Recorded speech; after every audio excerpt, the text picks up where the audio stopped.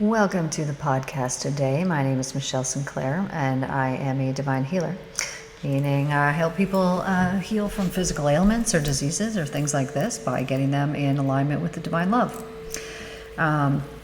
So today we're going to talk about what's in man's minds and hearts. So the fabric of your world, it is composed of, and only composed of, what is set forth from man's minds, hearts, and mouths. And you may think that what I'm going to mention in a moment here is just coincidence, but in fact is actually an example of the truth of being. So have you ever been talking about someone happily only to have them call you or send a message at that same time or just after? Now, although science may dispute this fact of existence, telepathy is real. More about that in a minute.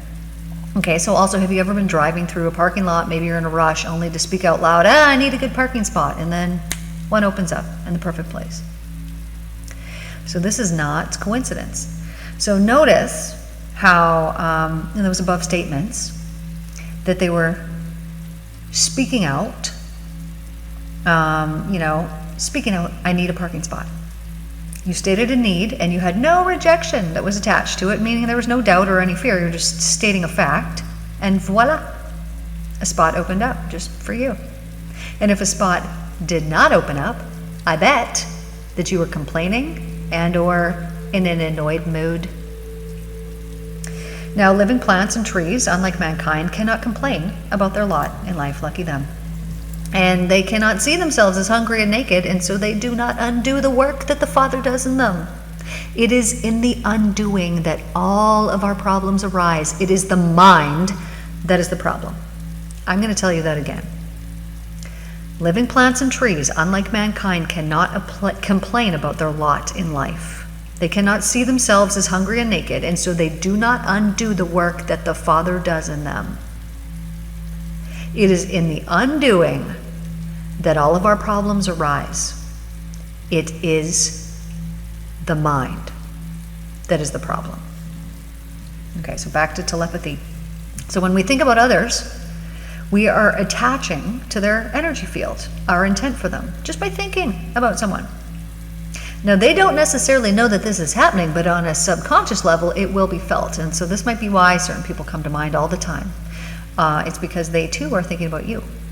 And now this can be a wonderful thing when it's used in a wonderful way. However, if you're sitting there and you're thinking and speaking negatively about someone, you may think the harm that's coming into their psyche is only going to them, but this is not the case. Because what is set forth from man's minds and hearts is returned back to them. Several years may go by before you find yourself on the receiving end, and you may have long forgotten the ill wishing that you previously sent forth that is now being returned back to you. Now, if you've forgotten, then you'll play a victim to it. But if you are aware, you will then ensure that you are much more careful with your mind and your mouth in the future. Because when we wish good on others, we are setting forth high vibrational consciousness waves. And these waves are received in the energetic field and through magnetism are returned back to you in the same like form. And the same goes for the reverse.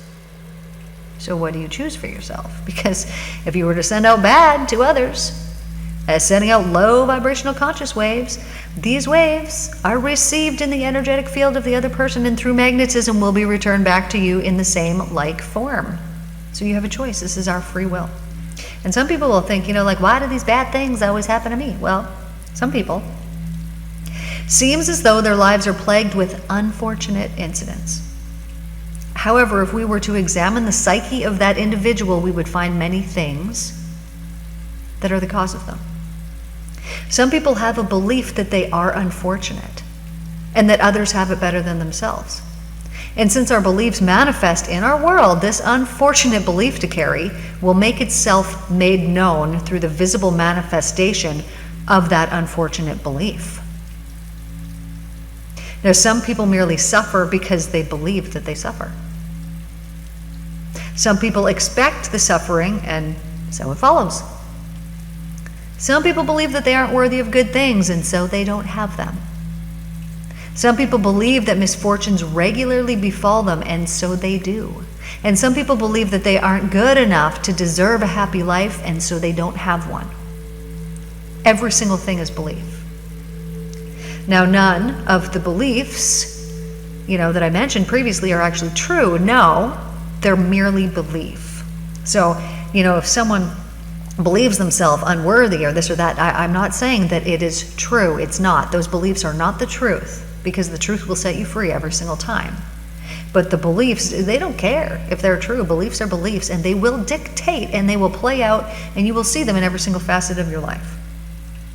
So, therefore, if you change the underlying beliefs, which more than likely most people aren't even aware that they hold within them, then the outcome will align with the new belief. So I talked about this the other day, but I had a client who had been stuck at the same wage for years and years with her own business, and she couldn't seem to break the plateau. And so working with her, we changed the beliefs she had around money. So she removed them, and we replaced them with something much better. And within the next several days, she received many free things, unexpected checks in the mail, and by the end of the year, she had increased her wage by over 20 grand. Our beliefs literally dictate every single thing in our lives, including the amount of money that you make. Now, I had another client who was very concerned about her upcoming divorce proceedings and not sure of how, he was going to treat her during the trial, as he'd been really awful to her, up until that point. And so we worked on the beliefs around it, and we changed them. And a few days later, when she had to meet him in court, she said he was great. It went way better than she had thought it originally would, because our beliefs literally dictate everything in our life. And so you could change it today, and you can have a different outcome tomorrow. It's that fast. So when we believe ourselves to be unworthy, our mind will seek out ways of proving this to you. And the proofs that you see are not truth. They are proofs of the belief, not the truth. When you shift your beliefs, you shift your life path. Let me say that again. When you shift your beliefs, you will actually shift your life path. And it could be dramatically. If you want to go ahead and change all your beliefs, you are going to have a dramatic shift in your life. Now, in order to clear the mind of unwanted beliefs, we must become aware of them. Notice any time that your energy in your body lowers. What were you thinking about during that time? Because lowering of energy is resistance to what is. It's the rejection of the flow of the divine life within you. And this is why it feels so bad. The separation between us and the divine love, it's felt at every level of our being. So to become aware, you can begin to make a list of your constant and repetitive thoughts. Are they filled with criticisms and complaints? Are they negative? Are they filled with gossip and frustration and hate? Make note. When you become aware, only then can you change them. You cannot change nothing that you don't know nothing about. So if you're not even aware of the beliefs that you've got going on underneath your life, they will be dictating literally every single thing in your life, and you'll be unaware of why it's happening. So when you can go into your subconscious mind and you can be like, all right, I'm going to search out those beliefs and I'm going to find them because I want to find them and I want to wrangle them up and I want to yank them out of there. Excellent. Then you're going to be able to do that because this is your intent. This is what you want. So go in there, find those beliefs that are causing you damage, that are detrimental, and yank them out. Rip them out. And it's going to change everything for you. And pretty soon, you're going to understand, once you start going through those beliefs and once you start seeing that everything really is belief, you're going to want to master your mind. You're going to want to master it. Because as soon as you've mastered your mind, because it's always the problem, it's the thing that's holding the beliefs. Once you've mastered your mind by cleansing away all the old beliefs from the past that are keeping you out of the divine flow, your mind will be mastered and you will have mental control. Now, the mind is always seeking. It's always in a constant state of do. Whether that be actually doing something physically or stimulating your mind in a mental capacity, even the state of rest is doing. Considering all day, every day, not one decision or choice is made without the use of your mind, I would say it's quite important. No mind, no life. Now, science says that over 90% of what you do in a day is subconscious. I would tend to disagree and would say that all of your choices are based on the subconscious programming, and therefore all decisions are made throughout a day based on the subconscious mind. Why do I believe this? Well, because you think that you're choosing things because, oh, I feel like going to the mall. I feel like going over here and doing this and that. And so you think you're making choices throughout the day. But your feelings only come from your subconscious. People come to me and they feel like having a cigarette. Well, that's just a feeling. And once they're done working with me, well, now they don't feel like having those cigarettes anymore. So we can change these things because they're just beliefs. And you think, oh, I'm choosing to have this cigarette. Well, you are, but it's your belief and the feeling that is pulling you to do it. So I believe everything that we do is from our subconscious mind. And 100% of it, everything, every decision, all of it, your whole entire life, it all comes from mind. So that being said, the beliefs that you hold in your precious, beautiful mind dictate your reality. And so if your reality is not as you wish it to be, the only reason is because of your beliefs. And our beliefs can kind of run away with themselves, can't they? They will prove to you over and over certain truths that you hold near and dear to you. So let me give you an example. If you believe that people generally don't like you and that you aren't accepted, the mind will prove this to you. So imagine, if you will, that you're in high school and there's a group of kids in the hallway talking in a circle together, and you believe that you are unacceptable and that people don't like you. Now, someone in the group looks out of the circle and they look over your way, and then they look back in the circle and they continue talking. Now, this small act has you convinced that the person who looked at you and is now talking about you negatively. And you walk away feeling even more left out than before. You have now witnessed more proof, further cementing of your previously held beliefs. And if you believe that people generally like you and find you acceptable, then the mind will prove this to you. So now imagine, if you will, that you're in high school and there's a group of kids in the hallway and they're talking in a circle together, but you believe that people like you and you're acceptable. So someone in the group looks out and they look over at you and they look back and then they continue talking in the circle. Now, this small act now has you convinced that the person who looked at you is now talking positively about you and hoping that you'll come over and join the group. You have now witnessed more proof cementing your previously held belief. Now, in each of these situations, it's belief that is being witnessed by the one who holds the internal belief.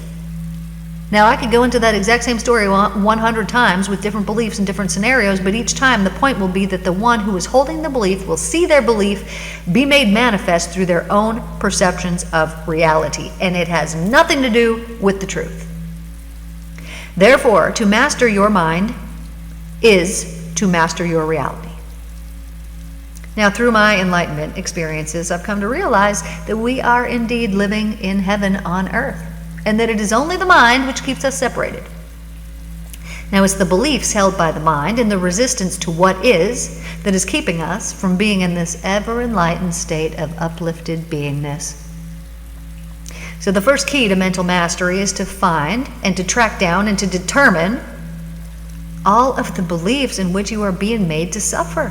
Determine all the negative vibrational forms that you emit from yourself and eliminate them. Start by keeping track, writing them down. Then one by one, work to eliminate them from your consciousness. And if you have a specific one in mind, perhaps, you can go check out the Mental Cleanse series on YouTube. Maybe that can assist you. The Mental Cleanse series has over 40 hypnosis recordings designed to help you eliminate the low vibrational beliefs that you carry within you. You can go check it out. There's a playlist. But by becoming aware of your lower thought forms that are bringing you exactly what you do not want, you can eliminate them. We cannot eliminate what we're unaware of.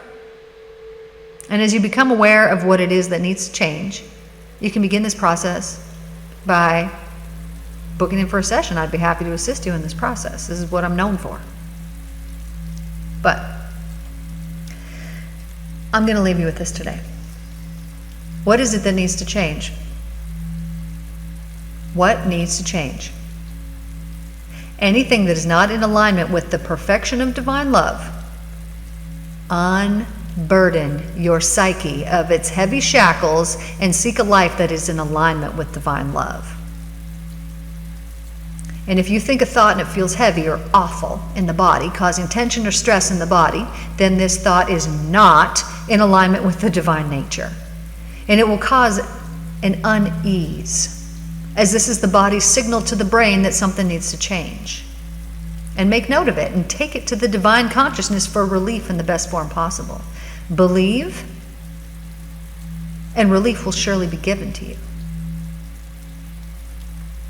But what it is that we think about all day long is what manifests in our life. And if you want to master your mind, and you want to get rid of all of those beliefs that are harming you and that are hurting you, you need to become aware of what they are in the first place, so there's nothing you can do about them.